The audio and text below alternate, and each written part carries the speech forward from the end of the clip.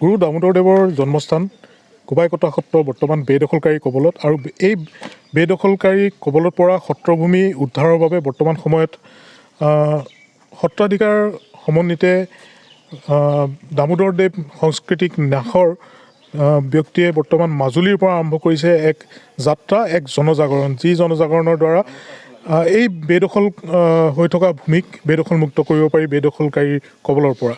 আৰু আমি পোনপটীয়াকৈ মন্তব্য ল'ম। যুগল চন্দ্ৰ দেৱগোস্বামী প্ৰভু আছে, মই প্ৰথমতে আপোনাৰ ওচৰলৈ আহিছোঁ।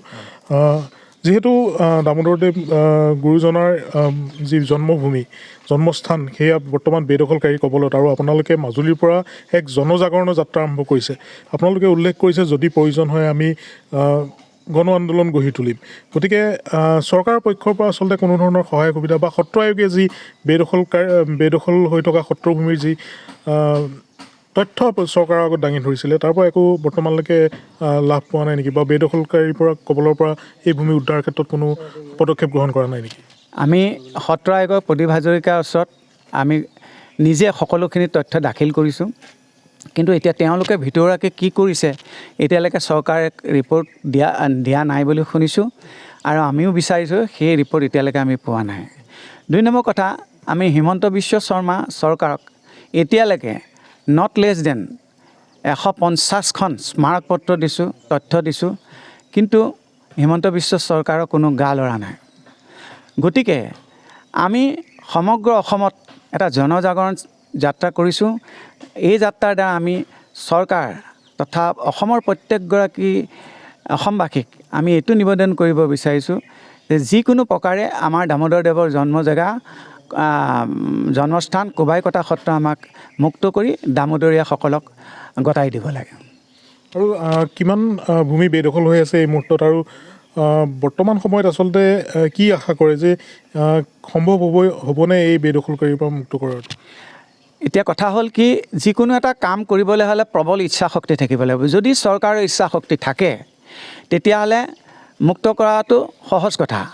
আৰু সেইকাৰণে কৈছোঁ যে কিমান ভূমি বেদখল আছে, সেইটো 449 বিঘা পূৰ্বৰ যিটো আমাৰ ৰেকৰ্ড আছে সেই ৰেকৰ্ড।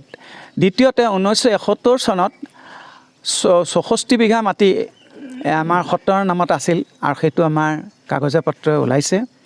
তাৰপিছত আমি দেখিলোঁ 83 চনত তাত থকা সেই মানুহখিনিয়ে সন্ত্ৰাসত ভয় খাই সেই মাটিবিলাক অসমীয়া 34 ঘৰ মানুহে 83 চনৰ 24 ফেব্ৰুৱাৰী তাৰিখে দখল বিক্ৰী কৰি গুচি গ'ল। আৰু তাত থাকিল এতিয়া 6 বিঘা মাটিৰ এটা পুখুৰী, মাহধোৱা পুখুৰী, আৰু দামোদৰ দেৱৰ জন্ম জেগাত একঠা নলচা মাটি আছে। এই মাটিখিনি লেণ্ড ৰেকৰ্ড মতে দামোদৰ দেৱৰ জন্ম ভিটা হিচাপে লেখা আছে। গতিকে আমি প্ৰথমতে চৰকাৰক কৈছোঁ যে আমাক এই জন্ম ভেটিটো আৰু যিটো আমাৰ মাহধোৱা পুখুৰী আৰু ৰাস্তাটো, এইখিনিকে আমাক দিয়ক, আমি যাতে মূৰ দুৱাৰ এটুকুৰ জেগা পাওঁ, আমাৰ তীৰ্থ বুলি আমি সেৱা কৰিব পাৰোঁ, সেইটোৱে আমাৰ চৰকাৰলৈ অনুৰোধ। চৰকাৰৰ ফালৰ পৰা অনুদানো দিয়া হৈছিল তাত বিভিন্ন কাৰ্যৰ কাৰণে, কিন্তু বৰ্তমান সময়ত সেই অনুদান কি অৱস্থাত আছে, বা তাত কি কি কাম হৈছে? তাত টোটেল যিটো পইচা চেংচন কৰাইছিলোঁ সেইটো চেংচন মই আৰু ডক্টৰ ত্ৰিদীপ গোস্বামী আৰু আপোনাৰ গোপাল দাস, এই 3জনে মিলি দিছপুৰত সঞ্জয় আগৰৱালা বুলি এজন যেতিয়া ছেক্ৰেটাৰী আছিল, তেওঁৰ আণ্ডাৰতে প্ৰায় 3,20,00,000 মান টকা আমি চেংচন কৰাইছিলোঁ। কিন্তু সেই কথাটো শুনিয়েই এই ৰিবেলিয়ন গ্ৰুপ যিটো আছে সেই গ্ৰুপটোৱে তাৰ 3 দিনৰ পাছত 19 চনৰ 24 নৱেম্বৰ তাৰিখে এখন পেৰেলেল কমিটি বনালে, যাৰ ফলত 3 কিলোমিটাৰ এটা ৰাস্তা মাত্ৰ 60 মিটাৰ বনাই 51 লাখ টকা হৰপ কৰিছিলে। এইটো কথা ইতিমধ্যে আমি মিডিয়াৰ আগত কৈছোঁ। আৰু বাকী যিখিনি টকা দিছিল সেই প্ৰায় টকাবিলাক বৰবাদ কৰিলে। বৰবাদ কৰাৰ কাৰণে সেই যিটো কমিটি গঠন হৈছিল সেইখনকো স্থবিৰ কৰি পেলাই এতিয়া চৰকাৰৰ নিজৰ হাতলৈ ক্ষমতা লৈ গৈছে। আপুনি আজি মাজুলীৰ বিভিন্ন সত্ৰাধিকাৰ বা বিভিন্ন বৈষ্ণৱক লগ কৰিলে, এই ক্ষেত্ৰত কথা পাতিছে। গতিকে পৰৱৰ্তী পদক্ষেপ কি হ'ব, বা চৰকাৰে যদি এই বেদখল মুক্ত কৰিব নোৱাৰে এই ভূমিক, তেতিয়া কেনেধৰণৰ পদক্ষেপ গ্ৰহণ কৰিব? আমাৰ প্ৰথম পদক্ষেপটো হৈছে জনজাগৰণ। সেইকাৰণে চাওক, মাজুলীত আমি দামোদৰীয়া বুলি কোনো সত্ৰলৈ যোৱা নাই, প্ৰত্যেকখন সত্ৰলৈ গৈছোঁ। আৰু আপোনালোকক দেখুৱাব পাৰোঁ, প্ৰত্যেকখন সত্ৰই অন্তঃকৰণে কৈছে যে গুৰুজনৰ জন্ম ভিটাটো উদ্ধাৰ হ'ব লাগে, আৰু লিখিতভাৱে আমাক দিছে যে সেইটো দামোদৰদেৱৰ জন্মভিত্তি হয়। কাৰণ গুৰুচৰিত্ৰত এইটো কথা উল্লেখ আছে, তেখেতসকল জ্ঞানী পুৰুষ, জানে, আৰু প্ৰত্যেকজনে আমাক সহযোগ কৰিছে। অকল আমি যে সত্ৰাধিকাৰ কৰিলে গৈছোঁ নহয়, আমি ইয়াত বহুত বুদ্ধিজীৱী, প্ৰফেচাৰ, তাৰপিছত principal, x principal, retired director, কৃষিজীৱী মানুহ, এইসকলৰ ঘৰলৈকো গৈছোঁ। আৰু তেখেতসকলেও এই সমগ্ৰ প্ৰক্ৰিয়াটো জানে যে চৰকাৰৰ আওকণীয়া মনোভাৱৰ কাৰণে আজি দামোদৰদেৱৰ জন্মভিটা আজি মেলেছৰ, মই কৈছোঁ মেলেছ, এই মেলেছৰ হাতলৈ যাবলৈ গৈ আছে। মাজুলীৰ পৰাই আপোনালোকে এই জনজাগৰণৰ কাৰ্যসূচী আৰম্ভ কৰিছে? আমি এই মাজুলীৰ পৰা এইকাৰণেই কৰিছোঁ, চাওক, গুৰু দামোদৰদেৱ আৰু গুৰু শংকৰদেৱ, মাধৱ মহাপুৰুষ, এইসকলৰ আটাইকেইখন সত্ৰ ইয়াত একত্ৰিত হৈ আছে। আকৌ সেইকাৰণে মাজুলীক আজি কি কয়, পবিত্ৰ সত্ৰ নগৰী বুলি কয়। গতিকে আমি ট্ৰাষ্টৰ আমাৰ চেয়াৰমেন প্ৰভু শ্ৰী মহেশ গোস্বামী প্ৰভুৱে ক'লে যে আমি মাজুলীৰ পৰা এইটো কাৰ্যসূচী আৰম্ভ কৰিব লাগে। সেইকাৰণে আমি মাজুলীৰ পৰা আৰম্ভ কৰিছোঁ। আৰু আপোনালোকক জনাইছোঁ, অতি সোনকালে অসম ভিত্তিত এখন আমি আলোচনা চক্ৰ এই মাজুলীতে, এই সত্ৰতে আমি আয়োজন কৰিম, আৰু তাতো আমি এই কথাটো আলোচনা কৰিম। আৰু আমি ব্যক্তিগতভাৱে কি কৰিম সেই কথাটো আমি নকওঁ, কাৰণ আমি প্ৰত্যেকৰ সহযোগ লৈ ইয়াত এই দামোদৰদেৱ জন্মভূমি উদ্ধাৰৰ ক্ষেত্ৰত আগবাঢ়িম। ধন্যবাদ জনাইছোঁ। আৰু মহেশ গোস্বামী প্ৰভু আছে, মই আপোনাৰ ওচৰলৈ আহিছোঁ। যিহেতু মাজুলীৰ পৰা এক জনজাগৰণৰ কাৰ্যসূচী আৰম্ভ হৈছে সত্ৰ ভূমি বেদখল মুক্ত কৰাৰ ক্ষেত্ৰত, আৰু ইয়াত বিভিন্ন সত্ৰ আজি ঘূৰা হ'ল বা অসমৰ বিভিন্ন সত্ৰলৈ যাব। গতিকে এই সময়ত চৰকাৰৰ প্ৰতি কি আহ্বান জনাব? কাৰণ সত্ৰ আয়োগে যেনেদৰে সত্ৰৰ ভূমিৰ ক্ষেত্ৰত যি তথ্য প্ৰদান কৰিলে চৰকাৰক, সেই চৰকাৰে আচলতে কি পদক্ষেপ লৈছে বুলি আপুনি ভাবে?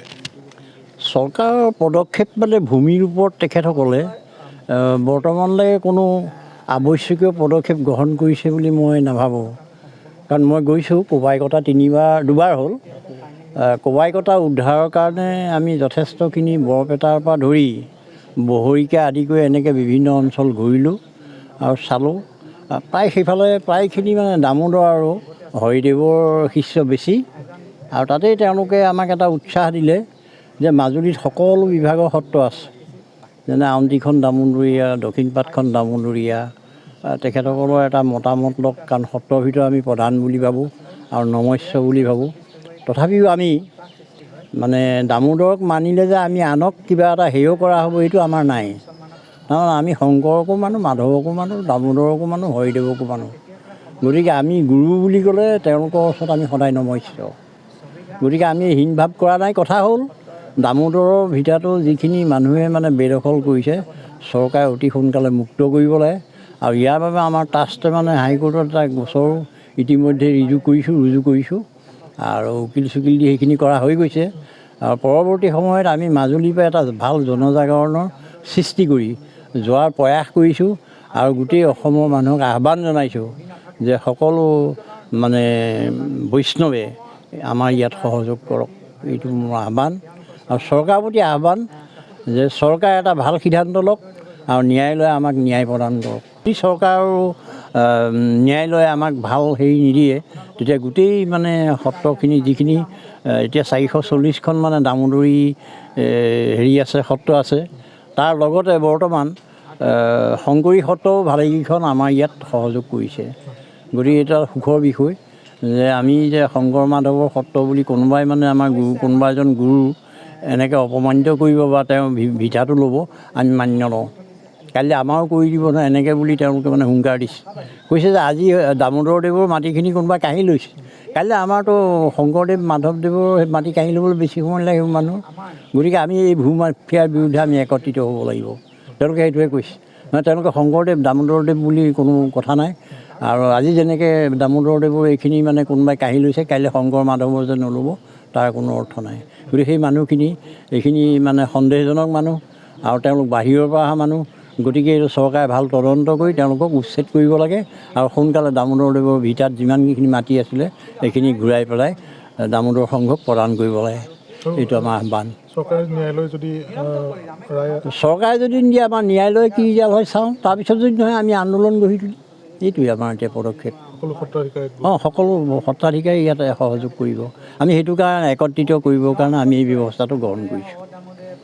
আজি আউনীআটী দক্ষিণপাট প্ৰায়খিনি সত্ৰলৈ আমাৰ যোৱা হৈছে। আউনীআটী সত্ৰাধিকাৰক নেপালোঁ বাৰু, তেখেত কুম্ভ মেলালৈ গৈছে। দক্ষিণপাটৰ গৰাকীক আমি পালোঁ, লগ পাই আমি কথা বাৰ্তা পাতিছোঁ, এইটো বিষয়ে আলোচনা হৈছে। আৰু তেখেতৰ আমাৰতো মতেই আমি মানে কোনো গুৰুক আমি হিন্দেৰী কৰিব নালাগে। কথা হ'ল কি আমাৰ মানে দামোদৰৰ যিটো ভিটা বেদখল কৰিছে সেইটো উদ্ধাৰ হ'ব লাগে তেখেতৰ মত। আৰু আজি যে দামোদৰৰ কৈছে এইটো মানে নাই, কাইলৈ শংকৰ মাধৱৰ ভেটিটো সিহঁতে অপঘাত কৰিব। গতিকে এতিয়াৰ পৰা সতৰ্ক হোৱাটো ভাল। সেইটো এটা মানে দক্ষিণপাটৰ সত্ৰাধিকাৰেও আমাক আশ্বাস প্ৰদান কৰিছে আৰু ইয়াৰ বাবে যি সহায় সহযোগ কৰিব লাগে তেখেতে কৰিম বুলি আমাক আশ্বাস প্ৰদান কৰিছে। নিশ্চিতভাৱে। আৰু বৰ্তমান সময়ত আচলতে সত্ৰ বেদখলেই নহয়, বিভিন্ন সময়ত দেখা পোৱা যায় যে যি উন্মুক্ত সীমান্ত, এই সীমান্তইদি বাংলাদেশী লোক অসমত সোমাই আছে নিৰ্বিঘ্নে। আৰু এই ক্ষেত্ৰত আচলতে অসমৰ যি ভূমি, সত্ৰৰ যি ভূমি, মহাপুৰুষ দুজনৰ যি সৃষ্টি কৃষ্টিক যি অপঘাত কৰা হৈছে তাক লৈ সকলো চিন্তিত হৈ পৰিছে। আৰু এই ক্ষেত্ৰত দেখিবলৈ পোৱা যায় যে সত্ৰক কেনেধৰণে অপঘাত কৰিছে সেয়া আমি দেখুৱাইছোঁ যে ইয়াত সত্ৰ 9 ফুট ওখ ৱাল ভাঙি পেলাই তাত সোমাইছে। 9 ফুট ওখ ৱাল ভাঙি পেলাই সত্ৰৰ লুট কৰিছে। লুটপাট চলাই লুটপাট এইখন চাওক প্ৰতিচ্ছবি। বৰ্তমান এনেদৰে আচলতে অকল সত্ৰৰ ভূমি বেদখলেই নহয়, ইয়াৰ লগতে সত্ৰক লুটপাট চলোৱা বা বিভিন্ন অপকৰ্ম কৰা পৰিলক্ষিত হৈছে। আৰু তাৰ পৰিপ্ৰেক্ষিতত বিভিন্ন সত্ৰাধিকাৰ দল সংগঠন সকলোৱে যাতে এই সত্ৰৰ ভূমি বেদখলকাৰী কবলৰ পৰা মুক্ত কৰিব পাৰে তাৰ বাবে বৰ্তমান সময়ত চৰকাৰৰ প্ৰতি আহ্বান জনাইছে। আৰু চৰকাৰ তথা ন্যায়ালয়ৰ ওপৰত আস্থা ৰাখি অতি শীঘ্ৰে এই ভূমি বেদখলকাৰী কবলৰ পৰা মুক্ত হ'ব বুলি আশা পোষণ কৰিছে আৰু মাজুলীৰ পৰা এক জনজাগৰণৰ আৰম্ভ কৰিছে। আপুনি বিচৰা বাতৰি পাব কেৱল নিউজ 18 এপত। নিউজ 18 এপ ডাউনলোড কৰিবলৈ স্কেন কৰক এই QR কোড। গুগল প্লে ষ্টৰতো পাব এই নিউজ 18 এপ।